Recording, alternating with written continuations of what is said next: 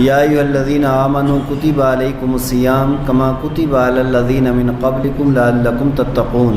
رب قدوس قرآن حکیم میں ارشاد فرماتا ہے، اے ایمان والو، تمہارے اوپر روزے فرض کیے گئے جس طریقے سے تم سے پہلے لوگوں کے اوپر فرض تھے، اور اس کا مقصد بیان کرتے ہوئے رب قدوس ارشاد فرماتا ہے لعلکم تتقون، تاکہ تم لوگ پرہیزگار بن جاؤ۔ اللہ تبارک و تعالی نے یہ مقدس مہینہ ہمیں عطا فرمایا جس کے اندر روزے فرض کیے گئے۔ برادران محترم، یہ بڑا مقدس مہینہ ہے، اللہ تبارک و تعالی نے اس کی شان بڑی بلند فرمائی ہے۔ اس کے تعلق سے بھی چند باتیں ہوں گی، اور اس مہینے کے اندر جو روزہ رکھا جاتا ہے،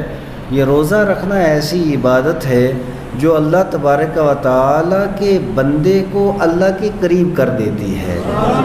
حضرت ابو ہریرہ رضی اللہ تعالیٰ عنہ یہ حدیث کے راوی ہیں، یہ بیان کرتے ہیں مصطفیٰ کریم صلی اللہ تعالی علیہ وآلہ وسلم نے ارشاد فرمایا کہ رب قدوس ارشاد فرماتا ہے کل عمل ابن آدم لہو، کہ اولاد آدم کے جتنے کام ہوتے ہیں، جتنے عمل ہوتے ہیں، وہ اسی کے لیے ہوتے ہیں، اور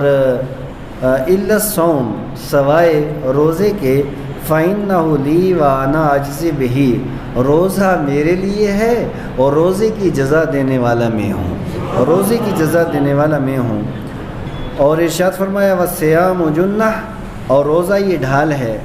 وإذا كان یوم صوم أحدکم فلا یرفث ولا یسخب،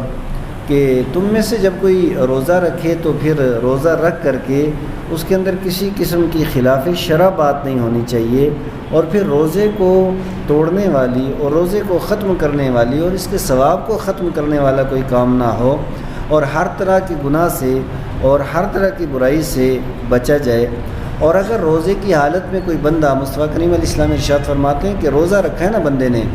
اور پھر اگر کوئی آدمی جہالت پہ اتر کر کے کوئی گالی دے اگر روزے کی حالت میں،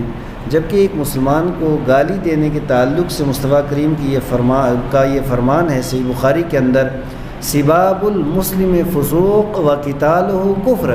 کہ ایک مسلمان کو گالی دینا بہت بڑا گناہ ہے، اور ایک مسلمان کے ساتھ بلا وجہ قتال کرنا، اسے مارنا، اور یہ تو بالکل انسان کو اسلام سے باہر لے جانے والا کام ہے۔ تو مصطفیٰ کریم صلی اللہ تعالی علیہ وآلہ وسلم نے ارشاد فرمایا کوئی جہالت کے اوپر اتر کر کے اگر روزے کی حالت میں کوئی گالی دے یا وہ لڑائی کرے، تو پھر اب یہ نہیں کہ روزے دار بھی اس کو گالی دینا شروع کر دے اور وہ بھی اس کے ساتھ لڑائی شروع کر دے، بلکہ اس کے لیے ضروری ہے کہ وہ یہ کہے انی صائم، کہ میں روزے دار ہوں اور میں نے روزہ رکھا ہوا ہے، میں تیری طرح جہالت کے اوپر اترنے والا نہیں ہوں، جس طریقے سے تو جاہلوں والا کام کر رہا ہے یہ کام میں ہرگز نہیں کروں گا۔ یعنی روزہ رکھنا بھی ضروری ہے اور روزے کی حفاظت کرنا بھی ضروری ہے۔ اب روزے کی حفاظت کیا ہوگی؟ لغویات سے بچے، بے حیائی سے بچے، برائی سے بچے،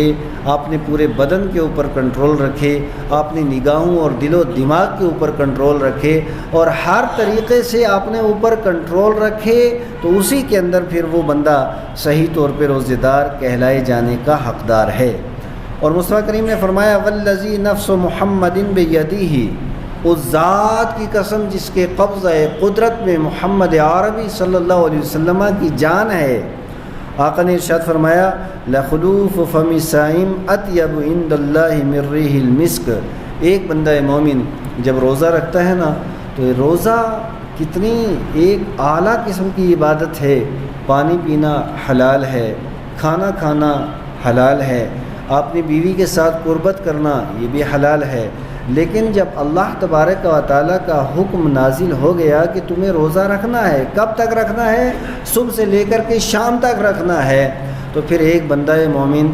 حلال چیز کو بھی حرام سمجھنے لگتا ہے، یعنی پانی سامنے رکھا ہوا ہے اور اسے بھرپور قسم کی پیاس بھی ہے، لیکن اس کے باوجود وہ پانی کی طرف نگاہ اٹھا کر کے پینے کی نظر سے دیکھنا بھی نہیں چاہتا ہے، نہ وہ کھانے کے قریب جاتا ہے، نہ پانی اور نہ اسی طریقے سے اپنی نفسانی خواہشات کو پورا کرنا چاہتا ہے، صرف اس وجہ سے کہ میرے رب کا حکم ہے اور میرا پاک پروردگار عالم دیکھ رہا ہے۔ تو جب خدا کی رضا کے لیے بندہ پانی چھوڑ دیتا ہے اور کھانا چھوڑ دیتا ہے، اور جن چیزوں سے رب قدوس نے منع فرما دیا ان ساری چیزوں کو بندہ چھوڑ دیتا ہے اس کی رضا کے لیے، تو پھر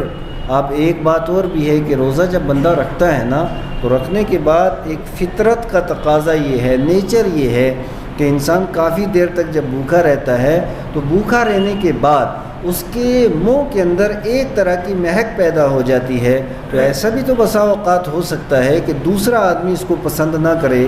اور وہ کراہت کرے، لیکن یہ مہک کیوں آئی ہے؟ بھوکا رہنے کی وجہ سے، پیاسا رہنے کی وجہ سے، اور بھوک اور پیاس اگر اس نے برداشت کی ہے تو آپ نے رب کی محبت میں کی ہے، رب قدوس کے حکم کے مطابق کی ہے، اس پاک پروردگار عالم کی ذات مقدسہ کے اوپر ایمان رکھتے ہوئے اس نے یہ کام کیا ہے۔ تو میرا رب ارشاد فرماتا ہے، آقا کریم علیہ الصلوۃ والسلام ارشاد فرماتے ہیں کہ رب قدوس کو یہ ادا کتنی پسند ہے کہ ایک روزے دار کے منہ کی مہک اللہ کے نزدیک کستوری سے زیادہ پسندیدہ ہے، مشک و عنبر سے زیادہ پسندیدہ ہے۔